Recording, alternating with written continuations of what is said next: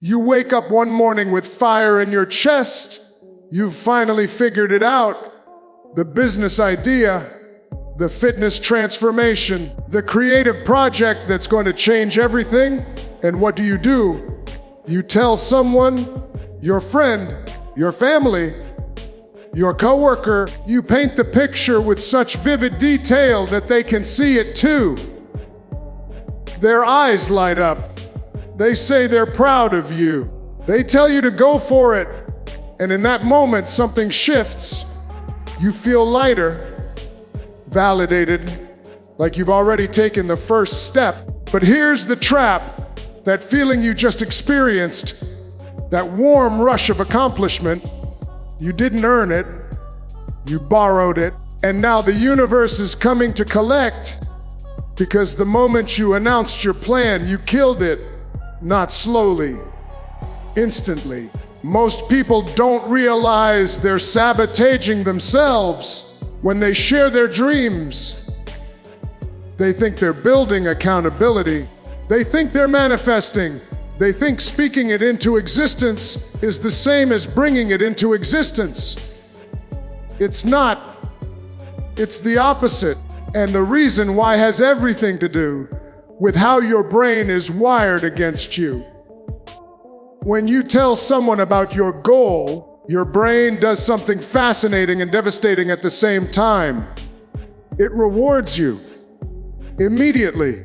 Neuroscientists have studied this phenomenon extensively.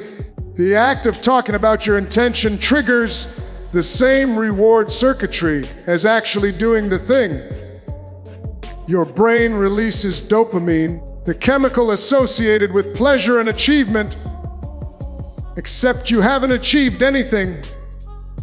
You've just talked, but your brain doesn't know the difference. To your neurological system, announcing the goal feels like progress. It feels like success. And that's the problem. Because once your brain gets that hit, once it tastes the sweetness of imaginary accomplishment, it relaxes. The urgency fades. The hunger dulls. You've already experienced a version of the victory, so why chase the real one? This is called social reality. When you share your intentions, you create a psychological shortcut where acknowledgement replaces achievement. Other people's reactions become a substitute for your own results. Their excitement becomes your fuel. And when that fuel burns out, and it will, you're left with nothing but the cold realization that you're still at square one. The goal hasn't moved, you have backward. There's a study done by psychologist Peter Gallwitzer that tracked people who announced their goals versus those who kept them private. The ones who stayed silent were significantly more likely to follow through. The ones who spoke up, they felt satisfied prematurely. They mistook the social recognition for actual progress. And because they felt good without doing the work, they never built the momentum needed to finish. That dopamine hit you got when someone said they believed in you. It cost you everything. It gave you permission to stop before you started.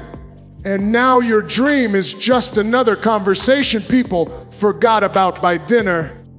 But it's not just your brain working against you. It's the people around you.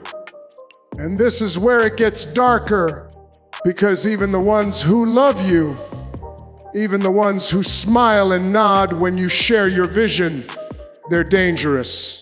Not because they're malicious, but because they're human. And humans are wired to pull crabs back into the bucket.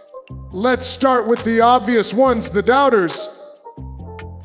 These are the people who immediately tell you why it won't work. They'll disguise it as realism. They'll call it practical advice. But what they're really doing is projecting their fear onto you. They never built the business, so they'll tell you the market's too saturated.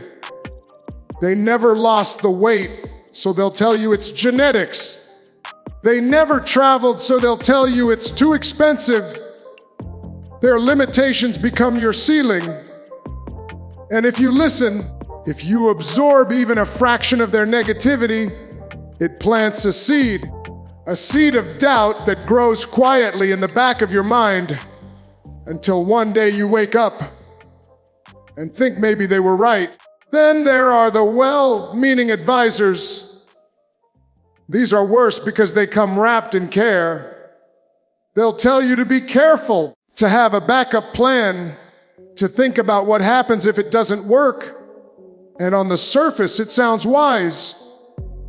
But here's the truth. Nobody who ever did something extraordinary had a backup plan. Backup plans are escape routes. They're psychological exits that allow you to quit with dignity. And the moment you build one, you've already accepted failure as an option. These advisors, they don't want you to fail, but they also don't want you to succeed, a way that makes them confront their own mediocrity. So they give you advice that keeps you safe, and safety is the graveyard of ambition. But here's the most dangerous group, the supporters, the ones who cheer for you, the ones who say they can't wait to see you do it. You think they're helping. They're not, because now you're carrying their expectations. Their enthusiasm becomes weight.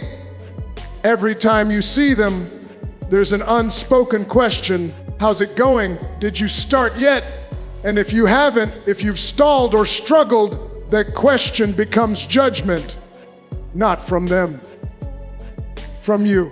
You start performing for an audience instead of executing for yourself. You start caring more about what they think than what you're building. And the moment your motivation shifts from internal obsession to external obligation, you've lost. Because obligation is fragile. It breaks under pressure. But obsession is bulletproof. The worst part about all these voices, the doubters, the advisors, the supporters, is that they corrupt your vision. Your goal was yours. It was pure. It was born from something deep inside you. But the second you exposed it to outside opinion, it became negotiable. It became something you had to defend, explain, or modify based on feedback you never asked for. And now the thing you're chasing isn't even the thing you wanted anymore. It's a diluted version shaped by everyone else's fears, limitations, and expectations. This is why silence isn't just smart, it's survival. Silence is your most underrated weapon. Not secrecy out of shame, not hiding because you're scared. Strategic silence, intentional silence. The kind of silence that says, I don't owe you an explanation. I owe myself results. When you keep your plans to yourself, you protect them. You create a force field around your vision that nobody can penetrate. No doubt, no unsolicited advice, no expectations, just you and the work. This is where power lives. Think about the most successful people you know. The ones who actually did something. They didn't announce it on social media. They didn't send a group text. They disappeared. They went quiet. And then one day, they emerged with the thing everyone said was impossible. That's not luck. That's strategy. Because silence does three things for you. First, it preserves your energy. Every conversation you have about your goal is energy you're not putting into the goal itself. Talking is expensive. It drains your focus. It forces you to relive the vision instead of building it. When you stay silent, all that energy stays with you. It compounds. It turns into fuel. Second, silence maintains psychological ownership. The moment you share your plan, it's no longer just yours. It's been contaminated by other people's reactions. Their doubts become your doubts. Their limitations become your obstacles. But when you keep it internal, you remain the sole architect. You decide what's possible. You set the standards. You control the narrative. Nobody else gets a vote. And third, silence eliminates accountability pressure. This sounds counterintuitive because everyone says you need accountability. But here's the truth. External accountability is a trap for most people. Because when you tell others you're not accountable to the goal, you're accountable to them. And if they lose interest, if they stop asking, your motivation evaporates. But when you stay silent, the only person you answer to is yourself. And that's the purest form of accountability there is. You're not doing it for applause. You're doing it because you said you would. This is how you build unshakable discipline. So how do you actually execute this? How do you move in silence when the world is obsessed with sharing everything?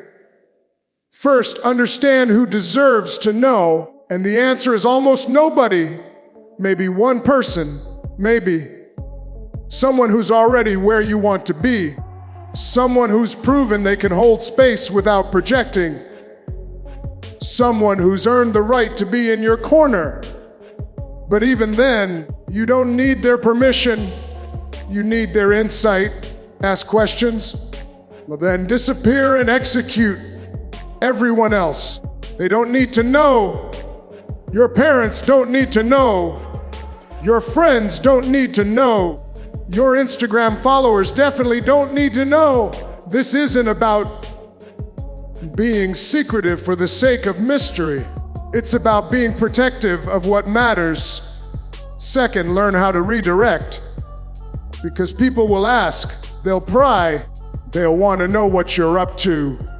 And you need a response that shuts it down without creating tension.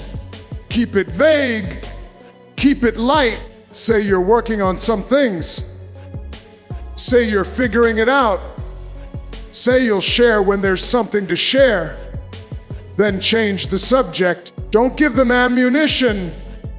Don't give them updates. Give them nothing. Because the less they know, the less they can interfere. And third, build momentum through action, not words. This is the most important part. Every day you wake up, you have a choice. You can talk about what you're going to do, or you can do it. And the people who win, they do it quietly, relentlessly, without announcement. They stack small wins. They show up when nobody's watching. They build in private so they can reveal in public. And when the time comes, when the work is undeniable, they don't need to say a word. The results speak. The transformation speaks. The success speaks. And everyone who doubted them, everyone who tried to slow them down, they're forced to sit there and watch in silence. Here's what most people will never understand. The reveal is everything, not the announcement. The reveal. There's a massive difference. When you announce, you're asking for belief. You're saying, trust me, I'm going to do this thing. And people either believe you or they don't. But when you reveal, you're not asking for anything. You're showing, you're saying, I did the thing. It's done. Now deal with it. That's power.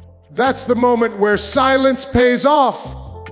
Imagine this. You've been working in the shadows for 6 months, a year, however long it takes. Nobody knows. Nobody's tracking your progress. And then one day you show up different, lighter, stronger, wealthier, sharper. People notice. But you don't explain. You don't announce. You just exist in the new version of yourself. And they're forced to reconcile the fact that while they were talking, you were building. While they were doubting, you were executing. That's the art of silence. It's not about being mysterious. It's about being undeniable. So here's your challenge. Starting today, you go dark. You take that goal, that dream, that plan you've been thinking about, and you bury it deep where nobody can touch it. And then you get to work, no posts, no updates, no conversations, just ruthless, focused execution. And when you emerge, when you've built the thing they said was impossible, you let the work speak. Because silence isn't weakness. Silence is strategy. And the people who master it, they don't just win, they dominate.